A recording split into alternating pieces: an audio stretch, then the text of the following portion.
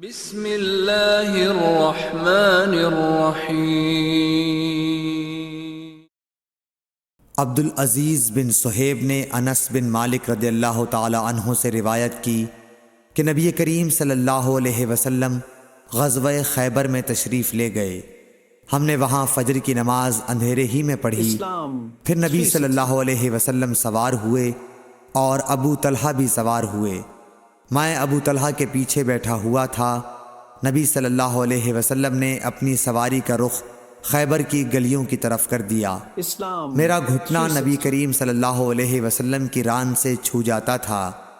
پھر نبی کریم صلی اللہ علیہ وسلم نے اپنی ران سے تہبند کو ہٹایا، یہاں تک کہ میں نبی کریم صلی اللہ علیہ وسلم کی شفاف اور سفید رانوں کی سفیدی اور چمک دیکھنے لگا۔ جب آپ خیبر کی بستی میں داخل ہوئے تو آپ صلی اللہ علیہ وسلم نے فرمایا کہ اللہ اکبر، اللہ سب سے بڑا ہے، خیبر برباد ہو گیا۔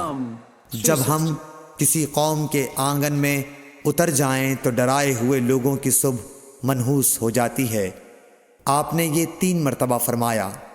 انس رضی اللہ تعالی عنہ نے کہا کہ خیبر کے یہودی لوگ اپنے کاموں کے لیے باہر نکلے ہی تھے کہ وہ چلا اٹھے، محمد صلی اللہ علیہ وسلم آن پہنچے۔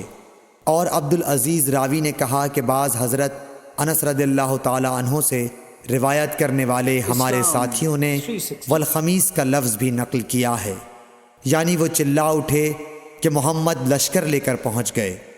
پس ہم نے خیبر لڑ کر فتح کر لیا اور قیدی جمع کیے گئے۔ پھر وحیہ رضی اللہ تعالی عنہ آئے اور عرض کی کہ یا رسول اللہ صلی اللہ علیہ وسلم، قیدیوں میں سے کوئی باندی مجھے عنایت کیجیے۔ آپ صلی اللہ علیہ وسلم نے فرمایا کہ جاؤ کوئی باندی لے لو۔ انہوں نے صفیہ بنت حی کو لے لیا۔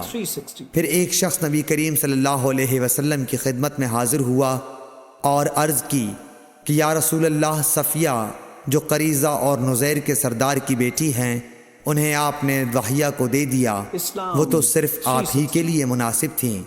اس پر آپ نے فرمایا کہ وحیہ کو صفیہ کے ساتھ بلاؤ۔ وہ لائے گئے۔ جب نبی کریم صلی اللہ علیہ وسلم نے انہیں دیکھا تو فرمایا کہ قیدیوں میں سے کوئی اور باندی لے لو۔ راوی نے کہا کہ پھر نبی کریم صلی اللہ علیہ وسلم نے صفیہ کو آزاد کر دیا اور انہیں اپنے نکاح میں لے لیا۔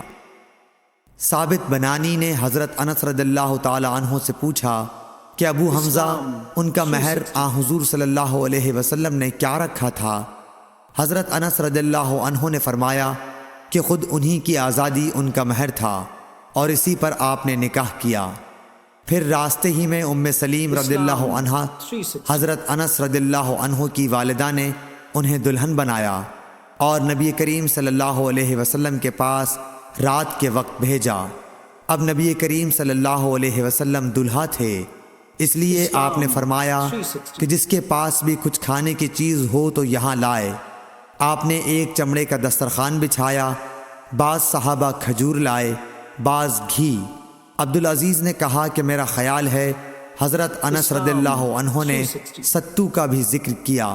پھر لوگوں نے ان کا حلوہ بنا لیا۔ یہ رسول اللہ صلی اللہ علیہ وسلم کا ولیمہ تھا۔ صحیح بخاری حدیث نمبر 371۔